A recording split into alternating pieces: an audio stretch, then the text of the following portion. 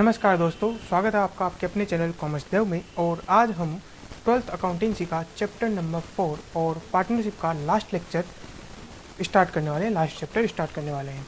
Now आज जो हम टॉपिक डिस्कस करेंगे उसका नाम है डिसोल्यूशन ऑफ पार्टनरशिप। नाउ जब हम बात करते हैं डिसोल्यूशन ऑफ पार्टनरशिप की, उसका मतलब क्या होता है? डिसोल्यूशन ऑफ पार्टनरशिप फर्म, इसका मतलब क्या होता है?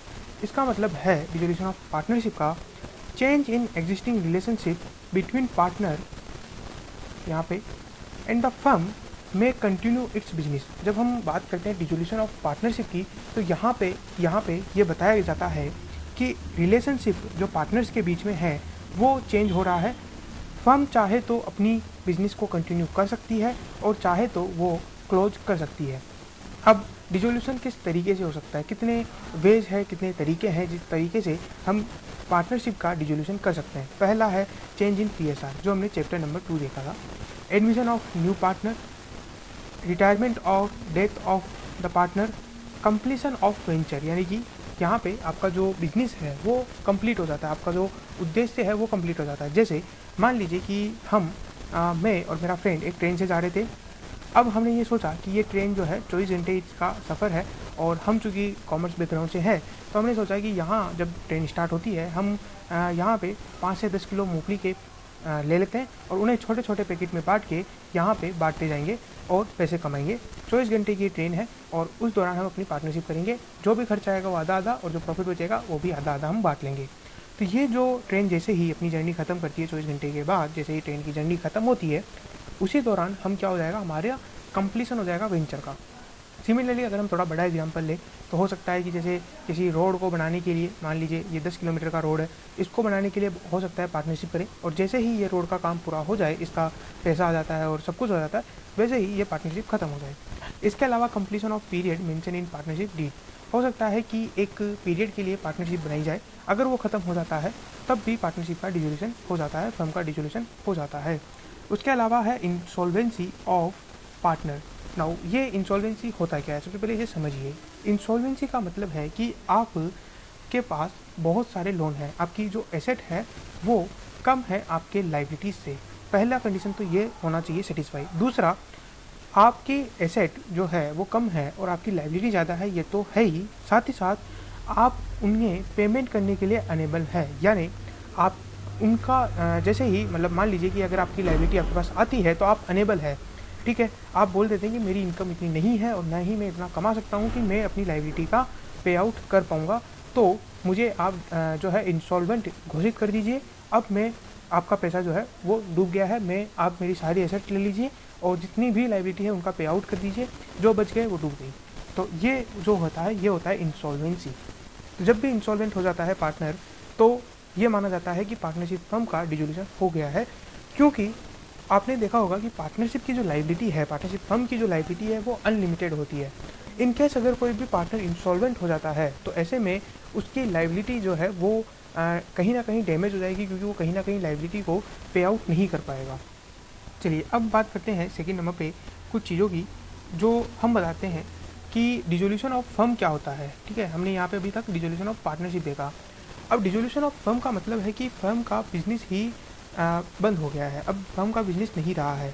अब ये किस तरीके से हो सकता है, कितने तरीक़ों से हो सकता है? सबसे पहला जो सबसे कॉमन तरीका है वो है कि दोनों पार्टनर या जितने भी पार्टनर्स हैं वो आपस में एग्रीमेंट कर लेते हैं कि अब हम थक गए हैं या अब हम कुछ और बिजनेस करेंगे, ये बिजनेस अब हम ख़त्म करते हैं, हमारी पार्टनरशिप ख़त्म करते हैं।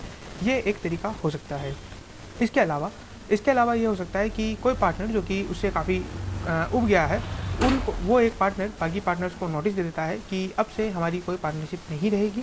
यहाँ कोई एग्रीमेंट नहीं है। एग्रीमेंट का मतलब है कि हो सकता है एक पीरियडिकल एग्रीमेंट हो सकता है कि एक वेंचर कंप्लीट, यानी कि एक उद्देश्य के लिए बनाई गई हो एक, ठीक है, तो वो एग्रीमेंट हो सकता है। लेकिन नोटिस क्या, जब भी एक पार्टनर का मन किया उसने दे करके नोटिस भेज दिया किसी और पार्टनर को कि अब से मैं ये पार्टनरशिप कंटिन्यू नहीं करूँगा, अब हमें इसे डिसॉल्व करना होगा।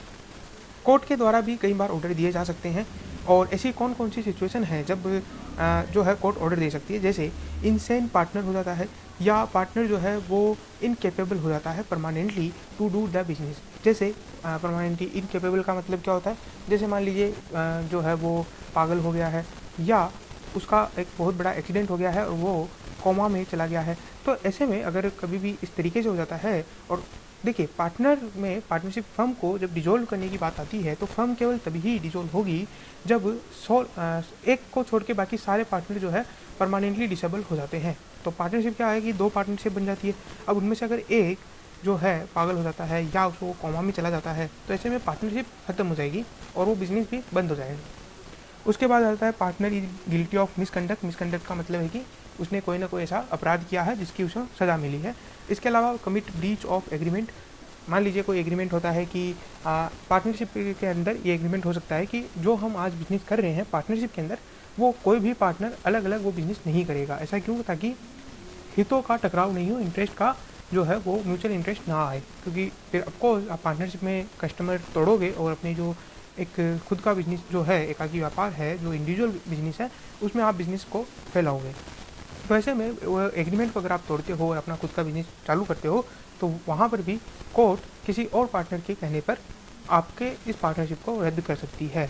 इसके अलावा यहाँ पे मान लीजिए कोई पार्टनर जो है अपना कंप्लीट इंटरेस्ट जो है ट्रांसफ़र कर देता है, या फिर बिजनेस के अंदर बहुत ज़्यादा लॉस हो रहे हैं, तो ऐसे में कोर्ट कहती है कि आपने जो ये बिज़नेस कर रहे हो आप इसे बंद कर दो। ऐसे क्योंकि आपकी जो बिज़नेस लॉस हो रहा है, तो अगर कहीं ये ना हो कि आप बाद में जाकर के लायबिलिटी का ही पे ऑफ ना करो, तो इस सिचुएशन में भी कई बार कोर्ट नोटिस के द्वारा पार्टनरशिप को बंद करवा देती है। उसके बाद बात करते हैं, कई बार कंपल्सरी डिसोल्यूशन हो जाता है जब सारे के सारे पार्टनर या एक को छोड़ कर के इंसॉल्वेंट हो जाते हैं या बिजनेस जो है वो इलीगल हो जाता है। ठीक है, मान लीजिए पहले जो है केसर की खेती या चंदन की खेती करना जो है लीगल होगा, और अभी एक नया लॉ पास हुआ और चंदन या केसर की खेती जो है बैन हो गया कि अब से केवल गवर्नमेंट के अप्रूव लोग ही इनकी खेती कर पाएंगे, और पार्टनरशिप फर्म को अप्रूवल नहीं मिली।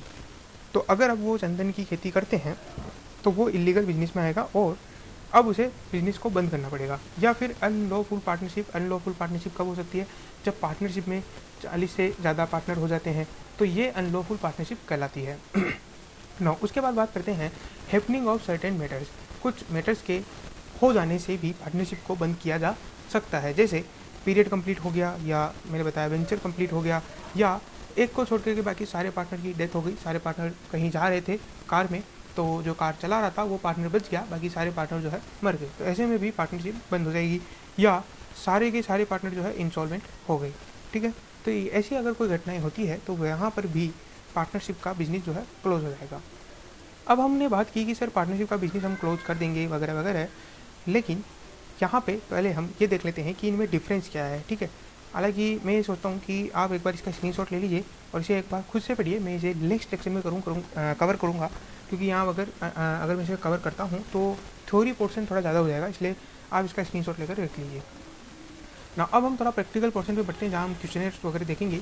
तो अब अगर हम बात करें कि सर पार्टनरशिप का डिसोल्यूशन हो गया है और हमने सोच लिया है कि अब हम अपना बिजनेस को क्लोज करेंगे और यहाँ से निकल जाएंगे, अब ऐसे में हमें क्या स्टेप्स फॉलो करने पड़ते हैं? सबसे पहले आपको जितनी भी एसेट्स है उनका अमाउंट रियलाइज़ करना है, यानी उन्हें बेचना है और उनसे पैसा लेना है।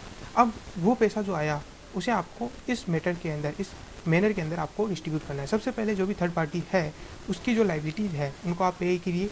फिर उसके बाद अगर पार्टनर की कोई लाइबिलिटी है, कैपिटल नहीं, लाइबिलिटी अगर कोई है, पार्टनर लोन है या पार्टनर का है ना, तो उनको आप पे करिए।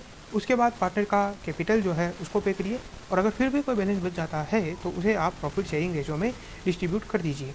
मान लीजिए कि यहाँ पे कई बार लॉस आ जाता है, यानी कि जो एसेट है वो कम होती है लाइबिलिटी से, और ऐसे में हमारे पास पैसा कम आता है। अब क्या किया जाए? तो सबसे पहले आपको जो प्रॉफिट है उनमें से निकालना है, उसके बाद कैपिटल में से वो जो है वो अमाउंट डिस्ट्रीब्यूट करना है।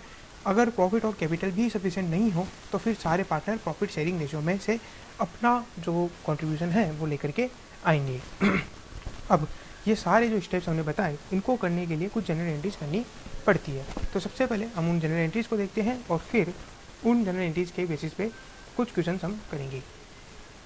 तो सबसे पहले जनरल एंट्री जो है वो है, जितनी भी एसेट है आप उन्हें ट्रांसफ़र करोगे, एक्सेप्ट फिक्टिशियस एसेट आप नहीं डालोगे। कोई भी फिक्टिशियस एसेट जैसे कि डिस्काउंट हो गया, लॉस हो गए, तो ये सारी फिक्टिशियस एसेट्स है।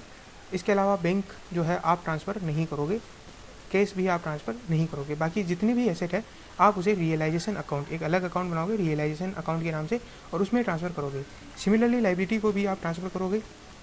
उसके बाद जब एसेट बेचा जाता है, जब उसका अमाउंट रियलाइज होता है, तो आप फिर एसेट का क्रेडिट नहीं करोगे, आप रियलाइजेशन अकाउंट को क्रेडिट करोगे। सिमिलरली अगर कोई पार्टनर एसेट को ले लेता है और वो कहता है कि इसे बेचने से अच्छा है कि आप मुझे दे दो और जो भी अमाउंट है वो पार्टनरशिप में मेरे अकाउंट में डाल देना, तो यहाँ पे आप partners capital account debit to realisation account कर दोगे। लाइबिलिटी का पेमेंट करने के लिए एंट्री हो गई। अगर शॉर्ट पेमेंट किया जाता है फुल डिस्चार्ज के लिए, यानी कि मान लीजिए जैसे क्रेडिटर 5000 हमसे मांगते थे, एक क्रेडिटर था 5,000 मांगता था, लेकिन हमने उसे कहा कि यार भाई देखो हम बिजनेस बंद कर रहे हैं, थोड़ा कम करो, डिस्काउंट दो वगैरह वगैरह, और वो कहता है कि ठीक है फुल सेटलमेंट में मुझे 4,000 रुपये दे दो। तो ऐसे में अगर हम शॉर्ट पेमेंट करते हैं तो एंट्री भी शॉर्ट पेमेंट से हो जाएगी। ठीक है, जो भी प्रॉफिट लॉस होगा वो हम बाद में डिस्कस करेंगे कि कहाँ पे जाएगा। अब उसके बाद if settlement is done through transfer of asset then no journal entry was made but for balance payment paid और रिसीव्ड एंट्रीज मेड। इसका मतलब क्या हुआ कि मान लीजिए एक क्रेडिटर था, वो आया, आपने क्रेडिटर को सबसे पहले रियलाइजेशन अकाउंट में ट्रांसफ़र कर दिया। इसके अलावा आपके पास एक फर्नीचर था, एक टेबल थी, ठीक है, और उसको भी आपने रियलाइजेशन अकाउंट में ट्रांसफ़र कर दिया। अब वो क्रेडिटर आता है और वो बोलता है कि आपको मुझे 4,000 रुपये देने हैं, आप उसके बजाय अगर चाहे तो ये फर्नीचर मुझे पसंद आ रहा है, ये मुझे दे दीजिए। तो अगर वो फर्नीचर लेकर के चला जाता है तो ऐसे में कोई जनरल एंट्री नहीं होगी। ठीक है, तो अब हम इनका जो रीज़न है वाई ऐसी चीज़ें क्यों हुई, क्योंकि पार्ट पेमेंट से क्या हुआ, और ये सब हम किसी और लेक्चर में डिस्कस करेंगे डिटेल में। बट यहाँ पे मैं आपको पहले एक बेसिक क्वेश्चन करवा देता हूँ सो दैट कि आपको थोड़ा सा अनुभव हो कि किस तरीके से ये चीज़ें जो है फ्लो करती है, किस तरीके से हम क्वेश्चन को एग्जाम में करेंगे। उसके बाद पार्टनर अगर कोई लाइबिलिटी लेता है, कोई रिस्पॉन्सिबिलिटी लेता है, तो realisation account debit to partners capital account. मान लीजिए कोई लाइबिलिटी है वो ले ली जाती है तो पार्टनर्स कैपिटल अकाउंट को बढ़ा दिया जाएगा और रियलाइजेशन अकाउंट को डेबिट कर दिया जाएगा। ऐसा क्यों होता है, क्योंकि कई बार होता है कि वो लाइबिलिटी जो है पार्टनर की एसेट है। मान लीजिए पार्टनर जो है किसी से 5,000 मांगता है और पार्टनरशिप उससे 5,000 मांगती है। ठीक है, वो पार्टनरशिप फर्म से 5,000 मांगता है, तो वो कहता है कि आप ये मुझे ट्रांसफ़र कर दो, मैं उसको 5,000 नहीं दूंगा, ये बोल के कि मैं भी तुमसे 5,000 मांगता हूँ। ओके, तो म्यूचुअल लाइबिलिटी हो जाती है। कई बार पार्टनर जो है ले लेता है कि ठीक है मैं ले लेता हूँ, तो ऐसा कुछ भी हो सकता है। ठीक है, अनरिकॉर्डेड एसेट अचानक मिल जाती है और आप उसे बेचते हो, तो अगर उसमें कोई प्रॉफिट होता है तो फिर आप सीधा bank account debit to realisation account कर दोगे। इसी तरीके से अगर आपको लाइबिलिटी के लिए पेमेंट करना पड़ जाता है तो realisation account debit to bank account आप जनरल एंट्री कर दोगे। रियलाइजेशन अकाउंट में एक्सपेंसेस होता है, तो सबसे पहले इसको हम समझते हैं क्योंकि यहाँ पे ये काफ़ी डिफ़िकल्ट पोर्शन नज़र आता है लोगों को और काफ़ी कन्फ्यूजन भी है, तो समझते हैं। देखिए, एक्सपेंस के अंदर एक होता है पेमेंट करना, ठीक है, और एक होता है बियर करना। ना बियर करने का मतलब और पेमेंट करने का मतलब क्या होता है, इसे थोड़ा एग्जाम्पल के थ्रू आपको मैं समझाता हूँ। मान लीजिए आपके पेरेंट्स हैं और आपको अभी कोई भी स्टडी मटेरियल चाहिए होता है, कोई भी बुक्स वगैरह चाहिए होती है, कोई भी आपको खर्चा करना होता है, तो कई बार आप शॉप में जाते हो और कोई बुक खरीदते हो, तो वहाँ पे हो सकता है कि पेमेंट आप करो, ठीक है, लेकिन एक्चुअल में क्या वो पैसा आपका लगा, क्या वो आपने बियर किया? नहीं, वो बियर किया जाता है आपके पेरेंट्स को के द्वारा। एक्सेप्ट कुछ केसेस में हो सकता है कि आप खुद कमाने लग जाओ अभी ही, लेकिन मोस्टली जो है पेरेंट्स बियर करते हैं इस एज में। तो यहाँ पे ये सिचुएशन आती है कि पेमेंट हो सकता है आप करो, लेकिन जो बियर है, जो उसकी एक्चुअल कॉस्ट है, जो जिन्होंने कमाया है, वो कौन है? आपके पेरेंट्स है। सिमिलरली यहाँ पे रियलाइजेशन एक्सपेंस के साथ होता है। अब जब भी बियर कौन करता है, सबसे पहले हम ये मानते हैं कि फर्म ने जो है बियर किया, यानी कि फर्म इस खर्चे को उठाएगी अल्टीमेटली। अब अगर फर्म इसको खर्चे को उठा रही है और पेमेंट भी फर्म के द्वारा ही किया जा रहा है, तो आप क्या करोगे? Realisation account debit to bank account. लेकिन पेमेंट जो है वो पार्टनर के द्वारा कर दिया गया है, मतलब पार्टनर जा रहा था, उसको बोला गया कि आपके रियलाइजेशन से ये थोड़ा सा रिलेटेड एक्सपेंस है, आप पेमेंट कर दीजिए, बाकी आप फर्म से आप लेते रहिएगा। तो ऐसे में मान लीजिए वो पेमेंट कर देता है, तो एंट्री हो जाएगी रियलाइजेशन अकाउंट डेबिट टू जो भी पार्टनर पेमेंट करता है उसका कैपिटल अकाउंट। नाउ अब एक पार्टनर नोटिस देता है और कहता है कि पार्टनरशिप फर्म को बंद करो। तब इनके बीच में डिसाइड होता है कि जितना भी एक्सपेंस आएगा रियलाइजेशन का वो आप बियर करोगे। तो ऐसे में अगर वो बियर करेगा और अगर पेमेंट कर दिया जाता है फर्म के द्वारा, तो जनरल एंट्री हो जाएगी partners capital account debit to bank account. क्योंकि रियलाइजेशन में इसलिए नहीं जाएगा क्योंकि रियलाइजेशन एक्सपेंस फर्म के द्वारा बियर नहीं किए गए हैं, बल्कि क्योंकि फर्म ने जो पेमेंट किया है तो वो पेमेंट डायरेक्टली पार्टनर्स कैपिटल को चला जाएगा। उसके बाद अगर पार्टनर के द्वारा ही पेमेंट किया जाता है और पार्टनर ही बियर कर रहा है तो कोई एंट्री नहीं होगी बुक्स के अंदर। उसके बाद रियलाइजेशन अकाउंट आपका बन जाएगा। इधर आपने एसेट ट्रांसफ़र की टू एसेट्स, इधर आपने टू बाई लाइबिलिटीज़ आपने डाली और फिर उसका पेमेंट आया एसेट्स का, इधर लाइबिलिटी को पेमेंट किया और कुछ प्रॉफिट और लॉस यहाँ पे बचेगा। हो सकता है और हो सकता है नहीं आए, तो उस प्रॉफिट और लॉस को आपको ट्रांसफ़र करना है पार्टनर्स कैपिटल अकाउंट में, सिमिलरली जैसे आप अदर प्रॉफिट और लॉस को ट्रांसफ़र करते थे। उसके बाद यहाँ पे जैसे ही ये सब कुछ हो जाता है, पार्टनर्स लॉस वगैरह प्रॉफिट ट्रांसफ़र हो जाता है, तब आपके पास 2 अकाउंट एसेट के अंदर खुले हुए रहेंगे और 3 अकाउंट आपको लाइबिलिटी साइड में दिखेंगे। पहला है बैंक अकाउंट जो कि आपने ट्रांसफ़र नहीं किया था, फिक्टिशियस एसेट जो कि आपने ट्रांसफ़र नहीं किया था। सेकेंड में लाइबिलिटी में पार्टनर का लोन अकाउंट, क्योंकि वो भी आपको ट्रांसफ़र नहीं करना है, प्रॉफिट और रिजर्व और पार्टनर्स कैपिटल अकाउंट। अब आपको करना क्या है कि जो भी प्रॉफिट और रिजर्व है उससे आपको फिक्टिशियस एसेट को नेट ऑफ कर देना है, यानी कि राइट ऑफ कर देना है। अगर 50 से बचती है तो उसे आप कैपिटल में ट्रांसफ़र कर दीजिए और अगर प्रॉफिट बचता है तो उसे भी आप कैपिटल में ट्रांसफ़र कर दीजिए और बैलेंस जो बचता है फाइनल उसे बैंक अकाउंट से पेमेंट कर दीजिए। और यहाँ पे आपका जितने भी अकाउंट है वो क्लोज हो जाएंगे और यहाँ पे आपका पार्टनरशिप का डिसोल्यूशन हो जाएगा। यहाँ पे मैंने आपको बताया है 50 से एसेट को किस तरीके से आप राइट ऑफ करोगे। यहाँ पे आपने राइट ऑफ कर दिया और उसके बाद आप जो भी नेट प्रॉफिट है या लॉस है उसे आप पार्टनर्स कैपिटल में ट्रांसफ़र कर दोगे और लोन का सबसे पहले लोन का रीपेमेंट कर दोगे एंड देन जो बैलेंस बचा उससे आप कैपिटल का पेमेंट कर दोगे। एग्रीगेट अमाउंट जो है वो लास्ट में जो भी आप पे कर रहे हो वो इक्वल आएगा बैंक या कैश अकाउंट के बैलेंस से। और इसी तरीके से आप पता लगा सकते हो कि आपने अपना क्वेश्चन सही किया है या नहीं किया है।